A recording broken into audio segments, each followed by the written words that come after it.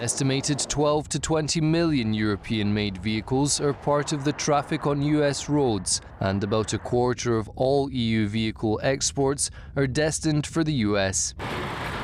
Trump's Friday social media post may weigh heavily on these statistics should the threat materialize.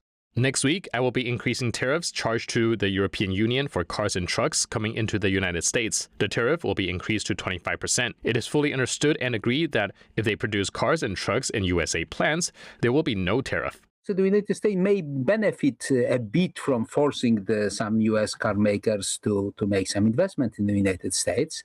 And that's why it's obviously more painful for the Europeans and for the Americans.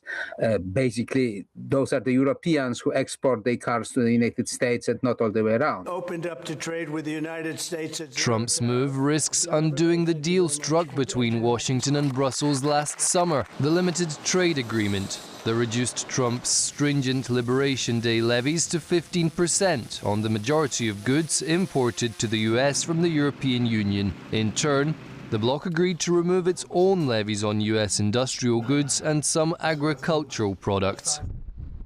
But US officials were unnerved by the slow implementation of the deal on Brussels' behalf. The sluggish pace, however, resulted from Trump making moves towards acquiring Greenland.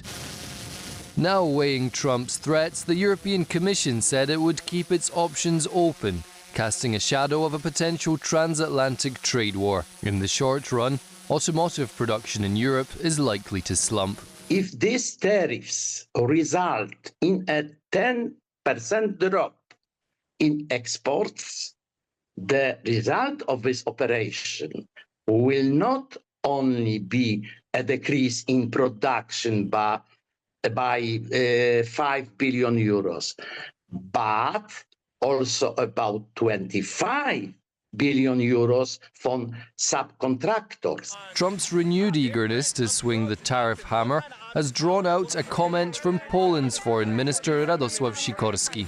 Poland is a large supplier of car components, so this is not good news for us. The Polish automotive industry is very well developed and securing a lot of our export revenues, exporting, first of all, parts for the production of the cars that partly are later exported to the United States. So bad news for the European car industry means bad news for the Polish car industry.